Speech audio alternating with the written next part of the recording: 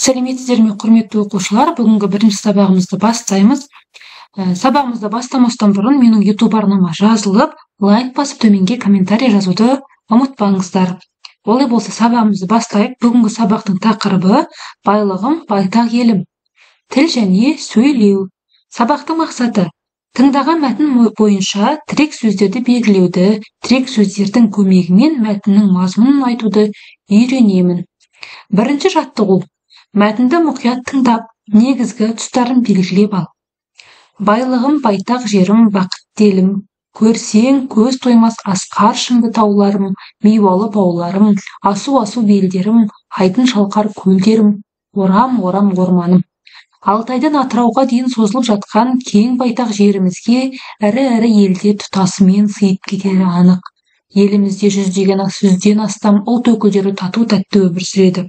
Қазынаның барлығы да қазақ жерінің топырағында тұнып жатқанын екінің бірі біледі.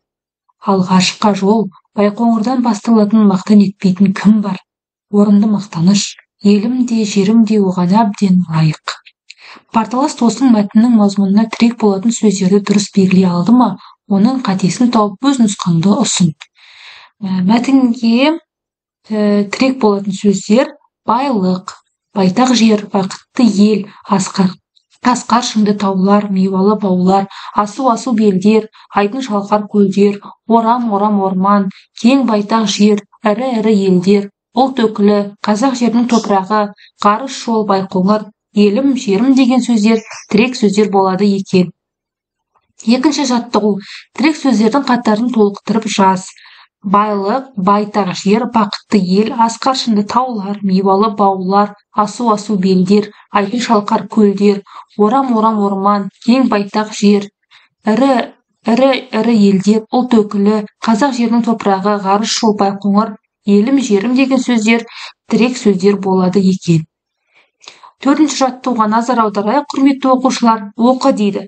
Қазақстанның мемлекеттік тілі қай тіл? Мемлекеттік тілі қазақ тілі. Сен қай тілде сөйлейсің? Мен қазақ тілінде сөйлеймін. Диалогты парталасымен жалғастырып көр.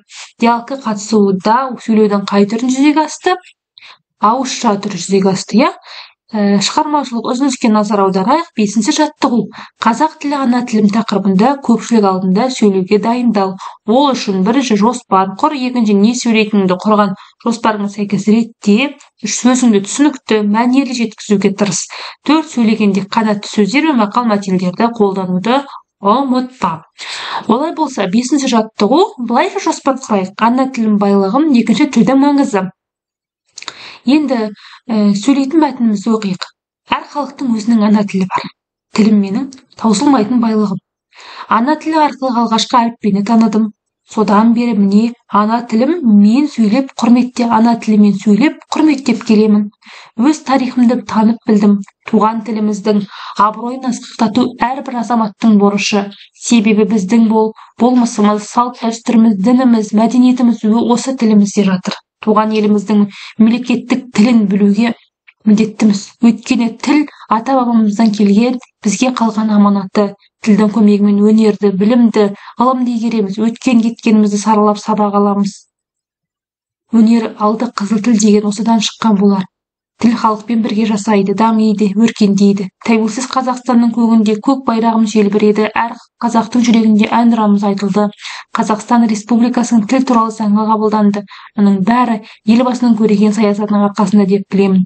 Ендігі біздің міндетіміз тілімізді сақтау, осы тілде сауатты жазып, ойымызды қазақ тілінде таза жеткізу, ардақтап, құрметтеу.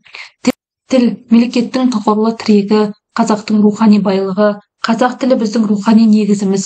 Біздің міндетіміз оны барлық салада белсенді пайдалана отырып дамыту. Құрметті оқушылар, осымен біздің бүгінгі бірінші сабағымыз аяқталды. Келесі сабақта жолыққанша аман сау болыңыздар.